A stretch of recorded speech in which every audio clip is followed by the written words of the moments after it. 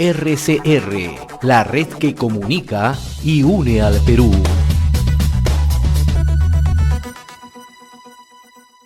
Está conmigo un colega regidor también metropolitano, pero un gran luchador por la juventud, yo le llamo así, porque definitivamente ha trabajado en el tema de jóvenes y sigue trabajando. Walter, muchas gracias. Walter Oyarse con nosotros. Muchas gracias por estar aquí con nosotros. Jorge, Gustavo, la verdad, las gracias es para ti por permitirme conectarme con la gente, ¿no? Y en realidad tus palabras las he escuchado bastante generosas, porque ustedes tienen que saber que con Gustavo nos hemos conocido hace pocos meses, pero coincidimos en objetivos, tenemos una visión muy, muy clara y hemos hecho una gran amistad. Y que eso ha terminado con la invitación para venir y comentarles un poco de mi experiencia. Yo encantado, Gustavo. Bien, muchas gracias, Walter. Y en realidad es honor a un poco, más que recordar a tu querido hijo en este momento, pero más allá, creo, de recordarlo y su memoria, es saber cómo ha sido trabajando este tema. Porque yo quiero ir un poquito a la situación, ¿no? La gente dice primer mundo, no hay violencia. El sábado hemos visto una cosa aterradora, familias enteras con hijos preocupados por la situación que se vio. No estoy hablando de La Victoria, no estamos hablando en San Borja, no. En París, señores. En París, el primer mundo, la Torre Eiffel, muy romántico. No, ahí, señores, se dio un tema de violencia, ha habido robos, y esto alrededor de un deporte hermoso como es el fútbol. Pues lamentablemente es un cáncer, ¿no? La violencia que se va dando. Tú has vivido de primera mano la violencia. ¿Cómo trabajar esto? Porque tú tienes una experiencia sobre ello. Tú te has acercado a la barra del equipo de fútbol que tú eres, el Club Alianza Lima. Uno dirá, ¿cómo se acerca pues un señor sin pelo a la barra de Alianza cuando tenemos... ¿Cómo trabajar este tema, Walter? ¿Cómo ha sido trabajando y cómo trabajarlo para las personas que nos escuchen, que sí es posible hacerlo? Mira, yo soy una persona que me considero sumamente optimista, ¿ya? Pero también tengo que reconocer de que no he hecho mucho, porque sé que se puede hacer más, ¿ya? Para comenzar, no estoy diciendo de que soy una persona que puede dictar cátedra sobre el tema, pero sí creo que aprendí varias cosas. En primer lugar, ¿por qué la gente no entiende esto? Es porque nosotros en el mundo vivimos como creando una burbuja, ¿entiendes?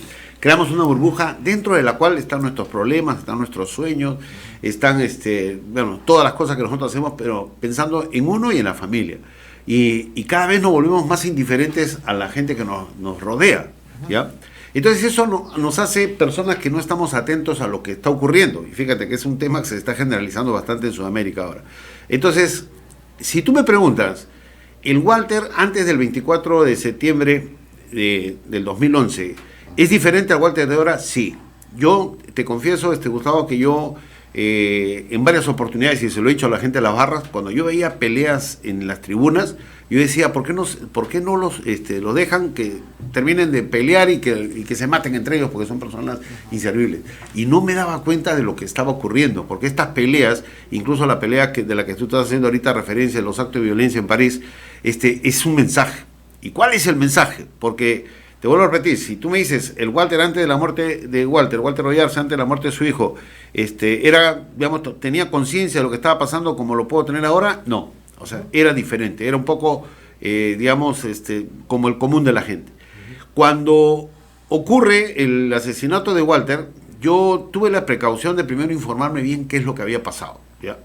Y te puedo asegurar, porque ya está, la sentencia lo determinó así, no fue una pelea entre barristas, sino un ataque para capturar la banderola, que no era del palco de Walter, sino del palco vecino, donde habían entre mujeres y niños más o menos 10 personas, y el ataque se da por la parte de los asientos y también por el pasadizo, y Walter, al ver que venía el ataque, él sale corriendo, y dos mujeres del palco vecino me buscan a mí en el entierro y me dicen, señor, su hijo pasó gritando, hay mujeres y niños, y él pasa a defendernos. Entonces, Walter no fue consciente de que se enfrentaba con personas que estaban emocionalmente sumamente alteradas. Esa alteración viene porque, eso me he enterado después, un sector de la barra de Alianza va al clásico anterior, ganan y se comienzan a burlar por las redes. Por eso es que estos barristas, estos delincuentes, porque no identifico a Universitario con ellos, Estos se organizan para capturar la banderola que se convierte en un trofeo de guerra y terminan asesinando a Walter. Entonces, de ahí el tema que se puso en la mesa y que llegué felizmente a poder digamos, discernirlo, de no confundirme, era que se hablaba de la violencia en el fútbol. Y no es así, Gustavo, es la violencia que vivimos como sociedad, que se manifiesta en el fútbol, y ahí se hace mucho más visible porque el fútbol llama la atención, tiene las cámaras, más aún cuando hablamos de un clásico, ¿no? Entonces, lo que ocurrió ahí es la violencia que viven las sociedades. Ahora hay que tener mucho en cuenta que la pandemia pues ha contenido una serie de emociones y que llega un momento que puede darse, como se dio el motivo en París, y se desencadena. ¿Por qué la violencia se hace más condenable acá en Sudamérica? Y no existía tanto en Europa. Lo que pasa es que en Europa las llegaron a controlar, porque acuérdate de los hooligans y había violencia, pero esa violencia tú la frenas identificando los cabecillas y dando sanciones drásticas que imagino que deben darse en este último hecho que ha ocurrido hace pocos días. Entonces, eso es lo que ocurre, y acá en el Perú no hay esa política. De verdad, te digo yo, incluso no sé si, digamos, comentarlo, pero creo que hasta terminé medio vetado en el Ministerio del Interior, porque una vez me invitaron para ver un tema ahí, con el tema de las barras, y cuando yo les pregunté qué iban a hacer, me dijeron, vamos a repartir canastas entre las 3 barras, y después de esto vamos a ir a hospitales. Le digo, pero ya lo están haciendo. O sea, desde la muerte de Walter habían pasado ya más de 9 años. Digo, ¿cuál es el plan? Porque tiene que haber un plan, tiene que haber un objetivo, cómo trabajar. ¿Y sabes por qué trabajarlo, Gustavo? Porque las barras pueden ser una herramienta de transformación positiva para la sociedad. Entonces ahora me preguntas, ¿y cómo esos delincuentes pueden ser? Y el asunto es muy sencillo, fíjate. Las personas violentas no son otra cosa que el producto de la violencia que ellos reciben en sus casas. La mayoría de las barras bravas, porque no estoy hablando de las barras normales, porque hay barras y hay aficionados, pero las barras bravas sí están compuestas con personas que son violentas. ¿Por qué? Porque en sus hogares no tienen el amor. Y la violencia es, digamos, la definición de la energía negativa del amor frustrado. El amor que no reciben en sus casas, ellos salen a buscarlos a la calle y le encuentran uniéndose a estas organizaciones. Por eso que se ponen nombres sumamente agresivos, ¿no? Los fatales, etcétera, para decir, ¿por qué? Porque con eso llaman la atención. Cuando estos muchachos se portan bien, nadie los mira. Porque sí, pues tienen que portarse bien, pero cuando se portan mal, tienen atención. Y eso es lo que ellos necesitan, reconocimiento. Tienen que llamar la atención y lo hacen con esto. Por eso se organizan y van a ajustar a los jugadores cuando no tienen buen resultado, ¿no? Y mira, ese ajuste, no se dan cuenta ellos que si existiera una política de corrección de esta cuestión, lo que hace los identifica con facilidad y los condenas y los sancionas, vas a ver cómo comienzas a obtener resultados, ¿no? Tú y yo sabemos que gran parte del caos que hay en tránsito ahorita es porque no existe pues una política de sanción sumamente drástica para poder corregir, ¿no? Porque hemos tenido un ministro que tenía papeletas que no las pagaba e incentivaba pues la informalidad. Entonces, bajo esos aspectos es bien difícil lograr el cambio. Yo sí soy un convencido, Gustavo, de que en las barras hay jóvenes que tienen mucha capacidad de liderazgo. Lo he podido comprobar. Y yo he tenido experiencias con ellos y también no solamente con jóvenes de las barras, sino he tenido jóvenes con conducta en riesgo en el Callao, ¿no? Y hemos hecho cosas que realmente yo los he visto que han salido adelante y me da gusto cuando me llaman y me cuentan que sí, que ya cambiaron su vida y que se están transformando. ¿Qué cosa es lo que yo hice?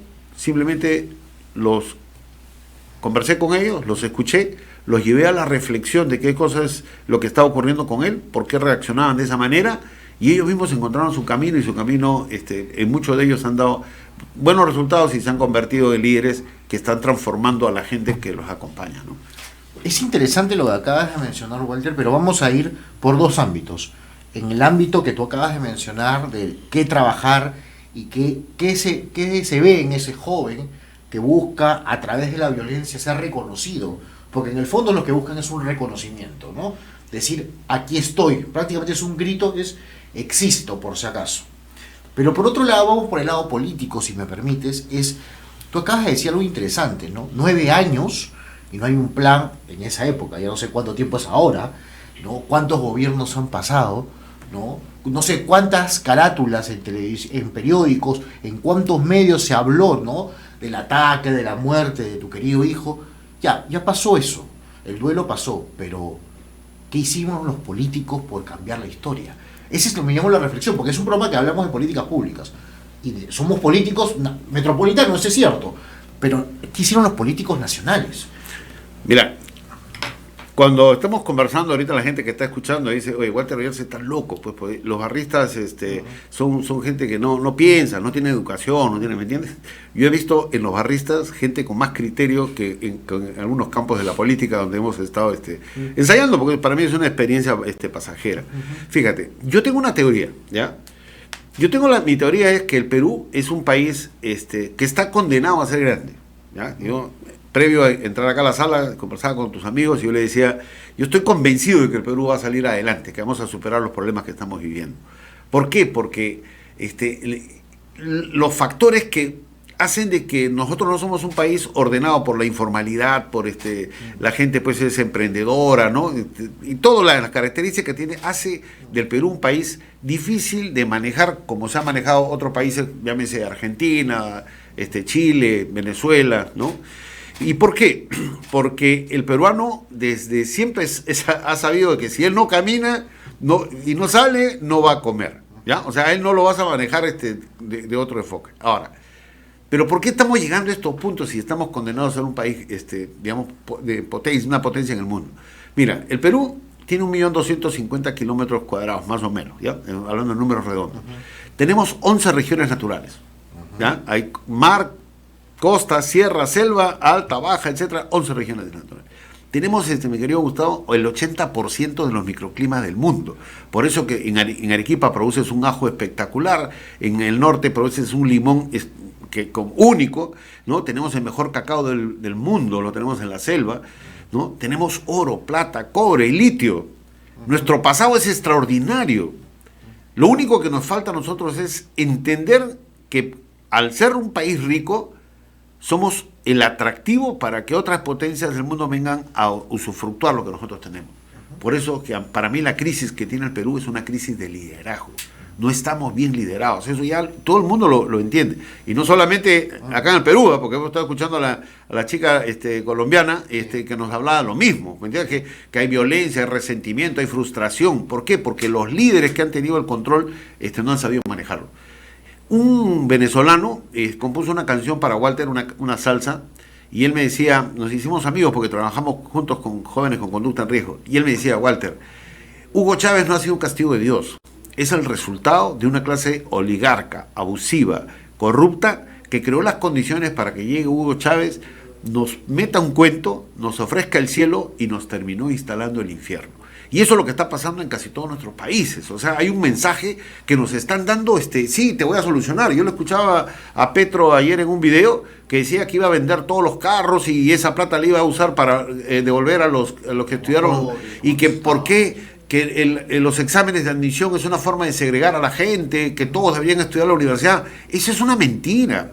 Lo peor que puede ocurrir a un líder es engañarle a su gente. No todos pueden ser profesionales, se necesitan técnicos, se necesita la mano de obra, porque no todos, tenemos los seres humanos 9 inteligencias, pero no todos somos iguales. O sea, hay que entender de que, o sea, mira, si tú lo llevas, disculpando Jefferson, tú a Farfán lo llevas a estudiar ingeniería, seguramente que no lo hubiera hecho, porque él tiene la inteligencia kinestética del deporte, y muchos de los ingenieros ahorita que maravillosos no podrían, de hecho no podrían jugar fútbol como ha jugado Jefferson. Somos diferentes, hay que entender eso, pero hay gente a la mala que comienza a agudizar esas diferencias, a crear los resentimientos. Es por eso de que, siendo tan fácil, tan sencillo trabajar para unir al Perú y como una herramienta a las barras, para mí no ha habido interés, porque lo que están buscando es que el Perú se divida, como de hecho se ha dividido, y las últimas elecciones es un testimonio clarísimo del odio, cómo se puede encender y cómo hasta ahora se aviva, ¿no? Tenemos al presidente de la República que sale, cuando está acá habla de unión y que el Congreso y que va, pero sale a las provincias y comienza a hablar de que el Congreso no lo deja trabajar, ¿no? Entonces es eso. Y nosotros, mira, ojalá que los jóvenes me estén escuchando para que entiendan, mira, tú, muchachos, tú eres una persona inteligente, date cuenta, que no te engañen, Porque las personas, digamos, estos manipuladores lo que hacen es, saben cuáles son tus necesidades, cuáles son tus frustraciones y te ofrecen solucionarlas de la manera que ni siquiera tú te esfuerces. Y lo que están haciendo es, están comprando tu voluntad para después te conviertas en alguien frustrado y la frustración se asocia a la violencia, como ha ocurrido en un montón de países. Despierta, tú puedes. Tú eres una persona capaz, tú puedes manejarte y puedes salir adelante descubriendo esas competencias que tienes y que todos somos diferentes. Entonces, por ahí yo creo que no lo han hecho porque no lo conviene. Y es más, hay muchas ONGs que tienen financiamiento del extranjero justamente para avivar las diferencias. Interesantísimo lo que acabas de mencionar, ¿no? O sea, los políticos poco, el tema de los de liderazgo, el tema de los liderazgos, lo que acabas de mencionar, el caso Colombia, has hecho una referencia al anterior, pero es muy interesante lo que mencionas, es que los mensajes que dan a la población y a los jóvenes es justamente esto, ¿no? Vas a tener esto sin el menor esfuerzo, ¿no? Todo se te va a llegar, ¿no? La culpa es de los otros, no es tu culpa. Claro, en parte no es culpa de los jóvenes, o sea, la situación que hemos vivido y estamos viviendo hoy por hoy. Y también es culpa por un mal manejo de algunos políticos o los políticos de turno en su momento, o de los malos empresarios también, porque también en la empresa privada se dan los malos ejemplos, ¿no? Coimeando de frente para tener obras, por decirlo así. Así de claro, o sea, desde ahí ya están ustedes haciendo falta. No pidas integridad a los políticos cuando tú lo eres el primero que le das el 10 o el 20% para tener la obra correspondiente. Las cosas claras. Mira, poniéndolo más sencillo todavía, Sí. Tú sabes que soy una persona que amo el fútbol, ¿ya? O sea, no solamente verlo, sino también, aunque no crean, estoy jugando fútbol todavía en el Centro Naval, participamos en un campeonato de interclubes, ¿no? Un saludo para todos los amigos ahí. Interclubes mueve más o menos 2.000 familias todas las semanas con la actividad del fútbol, porque el fútbol pues es una herramienta de distracción, de relajamiento, etcétera, ¿no? Nosotros hemos creado la categoría de 66 años, ¿ya? Y estamos jugando. Y si alguien viniera y me quisiera usar, ¿qué me diría? Walter, no importa el peso, no importa que no entrenes, no importa que no tengas físico. Tú, si quieres, lo puedes hacer. Es más, tienes derecho a hacerlo, porque los derechos humanos dicen que todos somos iguales y además tú eres socio, tú pagas tu cuota. Eso es mentira. Porque si tú no entrenas, no te sacrificas, no bajas de peso, obviamente se están dando cuenta que no estoy cumpliendo eso porque estoy gordito.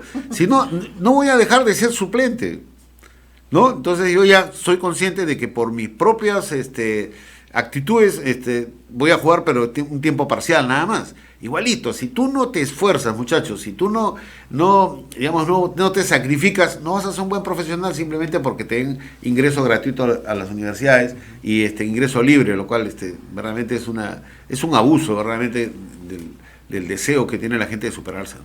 Interesante, ¿no? Esa propuesta del candidato, en este caso colombiano, es la propuesta que hizo el presidente Castillo y que no es viable, ¿no? No es viable, por eso no lo ha sacado, porque la oferta supera la demanda. Si quieres vamos a técnicamente, pero también es obviamente la situación. Imagínate, todos a la universidad, o sea, ¿qué pasa con los técnicos? ¿Acaso necesitamos electricistas, necesitamos técnicos en minería? ¿Cuántos ganan muchos de ellos? Muchísima plata, porque se necesita, pero claro, también tenemos ese prejuicio de que si tienes tu título universitario recién vales, ¿no? Y creo que ese es un prejuicio que en el primer mundo no se ha dado, o lo ven de otra manera. Pero regresando un poquito al tema del liderazgo que acabas de mencionar, y obviamente el tema también del manejo de las barras en general, y llevar estos liderazgos a muchos de ellos, ¿cuántos de ellos también son aprovechados políticamente, ¿no? Por las instituciones, a veces por las candidaturas municipales, puede ser también por los mismos dirigentes de fútbol, ¿no? Porque ahí está el tema de las entradas, lo sabemos, porque todo eso se sabe en el mundo de la gente que le gusta el fútbol. O sea, yo particularmente me gusta el fútbol y sé que hay un tema de un cupo de entradas. ¿Por qué no encauzarlo en la empleabilidad de su mismo club, por ejemplo, ¿no? O sea, ayudarlos a desarrollar técnicas, sean buenos en diversas áreas y darle chamba, ¿no? Por decirlo así. ¿Es posible? ¿No es posible? ¿Cuántos socios hay, por ejemplo, de tu club, ¿no? Alianza Lima? ¿Cuántos socios son empresarios, grandes o medianos? ¿Cuánta empleabilidad le pueden dar a esos barristas, ¿no? En vez de estar tirando piedras. Y que los fines de semana vayan a calentar, como se debe decir a su equipo. O días de semana. Pero ¿Qué pasa ahí con un poquito? ¿Por qué no captarlos? Mira, yo sinceramente creo que lo que tú estás planteando es algo que yo también en su momento lo repasaba y yo, bueno, tú ya me conoces, siempre hablo de piloto exitoso, ¿no? O sea, primero, es mi objetivo, porque bueno, la gente tiene que saber de que a mí me ofrecieron para seguir, digamos, con esta experiencia tan bonita que es como ser regidor y trabajar por la gente desde digamos, estos cargos, pero yo dije que no. ¿Por qué? Porque quiero volver. Yo veo mucha posibilidad en las cosas como tú las has planteado, Gustavo. Hay mucha gente que puede ayudar, sí. ¿Cuál es el factor que puede, digamos, sumar o facilitar que esto se realice? Es el amor a una camiseta, ¿no? Entonces, ¿sí se puede hacer? Sí. De hecho, te cuento que yo me he reunido más o menos con 50.000 jóvenes a lo largo del Perú, ¿no? Nunca le pedí un sol a nadie para hacer esto, y no es porque tengas dinero, sino que aprovechaba cuando estaba de viaje y hacía estas tareas. Entonces, he llegado a tener un conocimiento que creo que es sustentado además porque comencé a tener una experiencia como profesor. Soy profesor de SAN y los cursos de habilidades blandas me ayudaron mucho a tener ya un estilo de comunicación. Y cuando íbamos a comenzar ya la segunda etapa de este proyecto, que era hacer talleres para capacitar a los líderes para que ellos puedan replicar lo mismo en sus barrios, vino la pandemia y frustró ese taller que íbamos a hacer internando los 2 días en un hotel. Y bueno, ahora que ya, digamos, la pandemia está, entre comillas, controlada, con todas las medidas de precaución, creo que dentro de poco voy a realizar ese sueño para ver cómo camina. Si comienza a caminar bien, ya daré los otros pasos de convocar a gente que quiera apostar y darle la oportunidad de trabajo a estos muchachos. Porque cuando tú los capacitas, y me ha ocurrido con varios jóvenes de Callao, tú los capacitas, por ejemplo, 2 de ellos se graduaron un curso de manejo de maquinaria pesada, 18 meses estudiaron, sacaron sus títulos con notas bastante destacadas, pero no consiguieron trabajo por los antecedentes penales que tenían, porque los dos habían estado en la cárcel. Y eso les creó una frustración muy fuerte, ¿no? Y entonces me decían, Walter, estudié por gusto. Entonces, también eso me orientó, hay que capacitarlos para que trabajos de emprendimiento y que no dependan tanto de otras personas, ¿no? Totalmente. Bien, Walter, el tiempo nos ha ganado, pero yo te voy a invitar seguro más adelante, no espero que nos saquen al aire, ¿no? Vamos a seguir, pero para hablar también justamente de esta experiencia tuya de regidor o nuestra experiencia, pero también hablar ya de este proyecto, ¿no? Que tú empiezas a trabajar con jóvenes, el famoso piloto, comenzar a dar a conocer y en algún momento entrevistar a alguno de estos jóvenes, porque creo que darle la oportunidad a ellos, eso es importante, porque claro, muy fácil es políticas públicas y claro, yo puedo traer a un experto en liderazgo mundial, internacional y te habla muy bonito desde la pizarra, ¿no? Y está bien, desde la pizarra es bonito hablarlo, otra cosa hablarlo desde la cancha, ¿no? Otra cosa es hablar desde la vivencia de ellos y que ellos también tengan un espacio de comunicación y puedan aflorar aquellas oportunidades que necesitan tener y darle un espacio para que se den a conocer. ¿Sabes para mí cuál sería mi sueño? Mi sueño sería que este mensaje que te voy a dar lo acepte la mayoría de los peruanos, ¿no? Porque, ¿por qué nos vamos cayendo y por qué nos vamos desuniendo? ¿Por qué vamos perdiendo fe en lo lindo que es el Perú? Es porque no comunicamos, o sea, no transmitimos las cosas buenas que tenemos, ¿no? Yo adopté una costumbre que la dejé en los últimos meses porque siempre mi reflexión terminaba un poco golpeando al gobierno y muchos de los muchachos que me leen a mí son gente pues que no ha tenido esperanza, ¿no? Que no ha tenido ofertas, que han sido ignorados, no han votado los ignorantes, los ignorados han votado por esta opción que yo no estoy de acuerdo definitivamente. Bueno, pero ¿qué pasó el día sábado? El sábado jugamos con el Club Lobos de Mar y uno de ellos me dice, Walter me dice, ¿has dejado de escribir en Facebook, no? Sí, le digo, he tenido unos problemas ahí con mi red, pero sí, también he dejado de escribir. No dejes de escribir, me dijo. Porque tú con las cosas sencillas que tú cuentas, tú no te imaginas cómo estás ayudando a mucha gente porque lo que tú estás reflexionando llega. Y eso, mi querido Gustavo, o sea, tú lo estás haciendo. Yo he visto tu programa, has transmitido varios mensajes que son importantes. Y así todos podemos dejar algo y orientados a unirnos y a salir adelante, porque el Perú es maravilloso, realmente. Totalmente, Walter. Muchísimas gracias por haber estado con nosotros. Hemos presentado Hablemos de Políticas Públicas. Nos reencontramos en nuestra próxima edición.